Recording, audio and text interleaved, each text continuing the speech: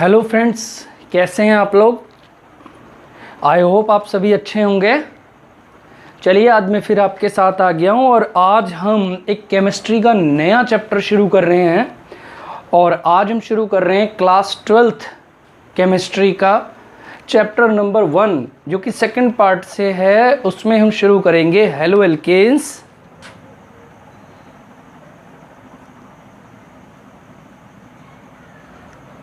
And hello arenes.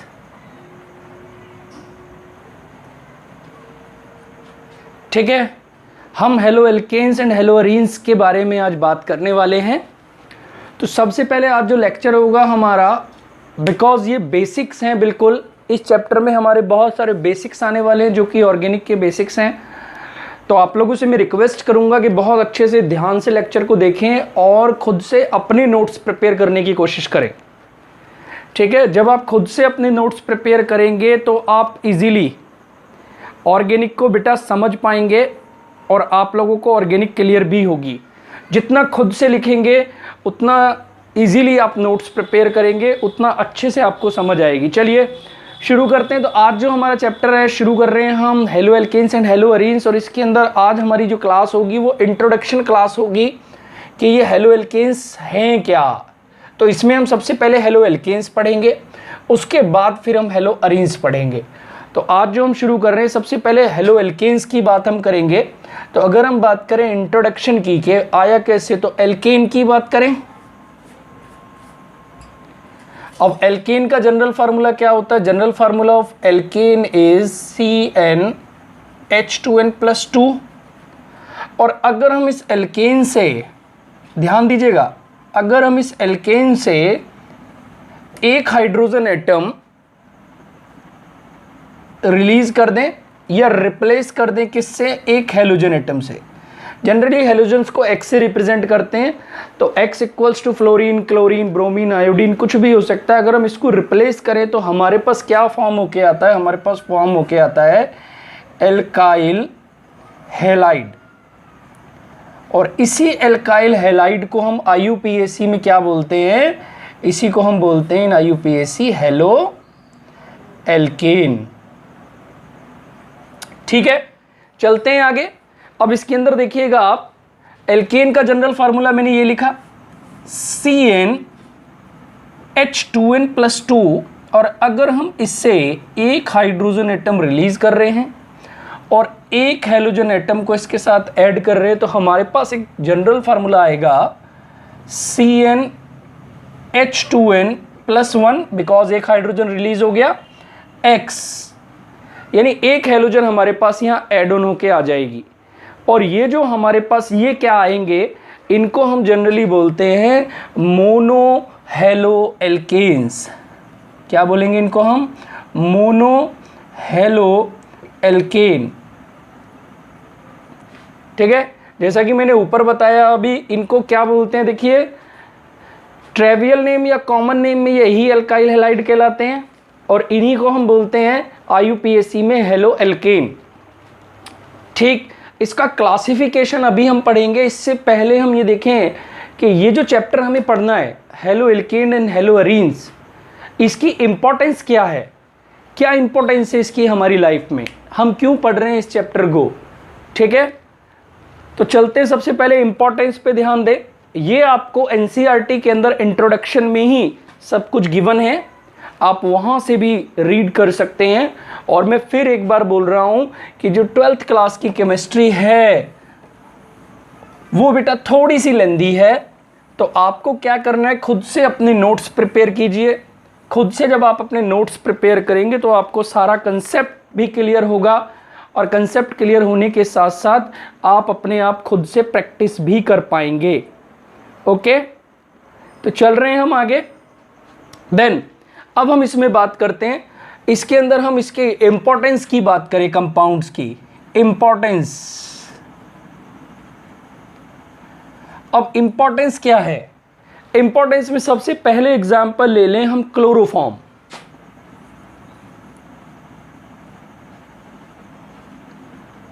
अब chloroform क्या है? क्लोरोफॉर्म का formula of chloroform is CHCl3। ठीक है, यानी ये हेलोजन का ट्राई हेलोजन डेरिवेटिव बन जाएगा, एल्केन्स का ट्राई हेलोजन डेरिवेटिव बन जाएगा। अब ये क्या है, ये क्लोरोफॉर्म है, ठीक। अब ये किस काम आता है, तो ये एनेस्थेटिक कंपाउंड है। क्या है, एक यूज होता है as an anaesthetic compound.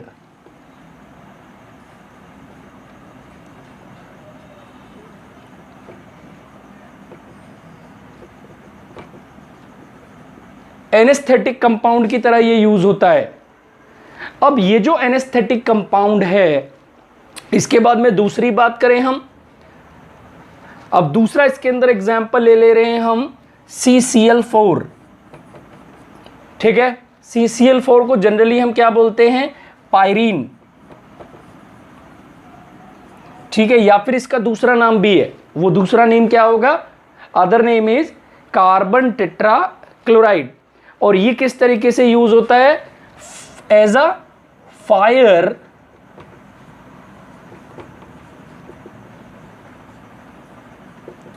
Extinguishers, fire extinguishers की तरह यूज होता है, ठीक है। इसके बाद तीसरा एग्जाम्पल की बात करें, और इसके अंदर क्या एग्जाम्पल हम ले सकते हैं, पहले ये दोनों क्लियर हुए। अब इसके अंदर हम एग्जाम्पल ले सकते हैं, क्लोरीन कंटेनिंग कंपाउंड ले सकते हैं। ये दोनों ही क्लोरीन कंटेनिंग कंपाउंड है, तो क्लोरीन कंटेनिंग कंपाउंड, और देखो कौन सा होगा, क्लोरीन कंटेनिंग एंटीबायोटिक।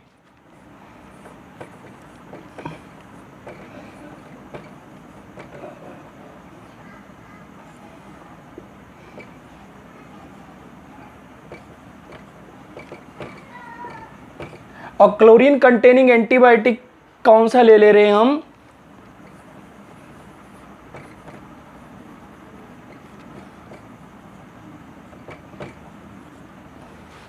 क्लोरमपेनिकॉल, ठीक है।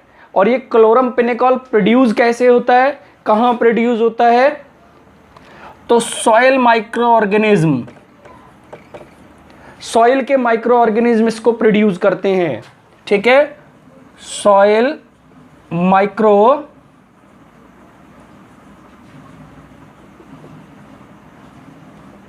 Organism produce this compound.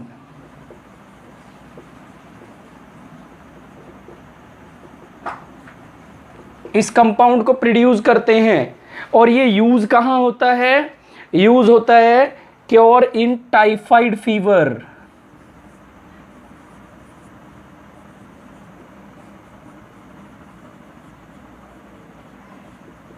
Typhoid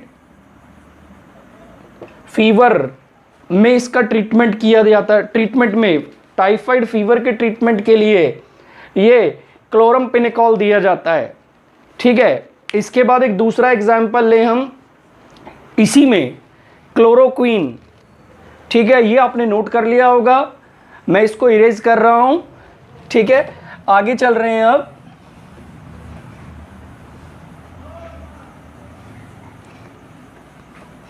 next देखिएगा इसके अंदर, नेक्स्ट हम ले रहे हैं क्लोरोक्वीन।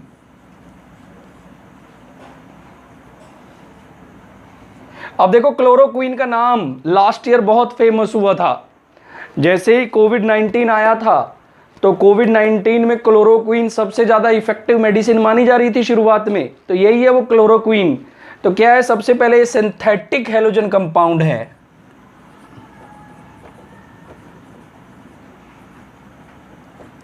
ये क्या है, सिंथेटिक हेलोजन कंपाउंड।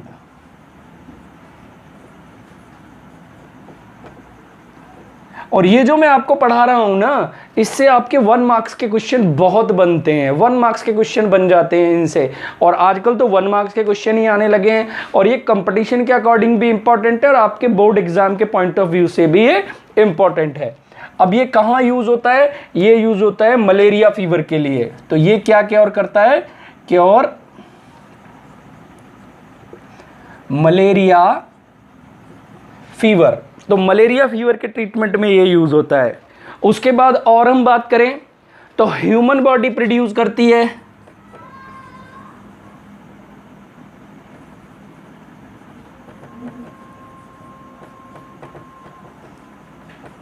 और ह्यूमन बॉडी क्या प्रोड्यूस करती है? एक हार्मोन प्रोड्यूस करती है जिसको हम बोलते हैं थायरॉक्सिन।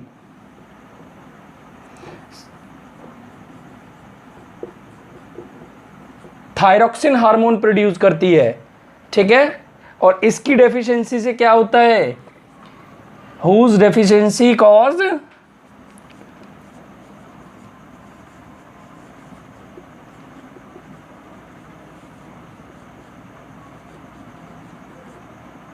गोइटर, ठीक है, गोइटर नाम की डिजीज होती है। अब इसके बाद में आ जाते हैं, चलिए ये हो गया, एक और ले ले रहे हैं, इसके बाद में ले ले रहे हैं एक और कंपाउंड हेलोथिन।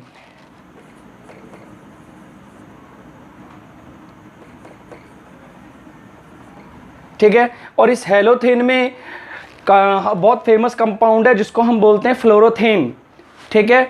और फ्लोरोथिन का फार्मूला क्या होता है? अगर हम फ्लोरोथिन की बात करें तो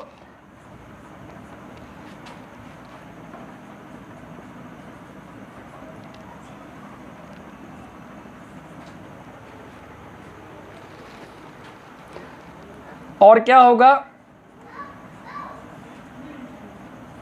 ये, ठीक है। अब इसका IUPAC नेम की बात करो तो IUPAC नेम भी इसका आप लिख सकते हैं। क्या होगा इसका IUPAC नेम? 2 bromo 2 chloro 1,1,1 ट्राईफ्लोरोइथेन। इसका IUPAC नेम अगेन रिपीट कर रहा हूं, 2 bromo 2 chloro 1,1,1, because 3 fluorine atom attached हैं तो 1,1,1 ट्राईफ्लोरो, बिकॉज 2 कार्बन एटम है, देन ट्राईफ्लोरोइथेन, ठीक है। इसको बोलते हैं फ्लोरोथेन। ये कंपाउंड का नेम क्या है? वैसे इसको बोलते हैं फ्लोरोथेन, ठीक है। और ये भी कहाँ यूज होता है? एज एन एनेस्थेटिक कंपाउंड है, एनेस्थेटिक कंपाउंड यूज होता है। और कहाँ यूज होता है? सर्जरी में। तो ये भी क्या है? एनेस्थेटिक कंपाउंड है,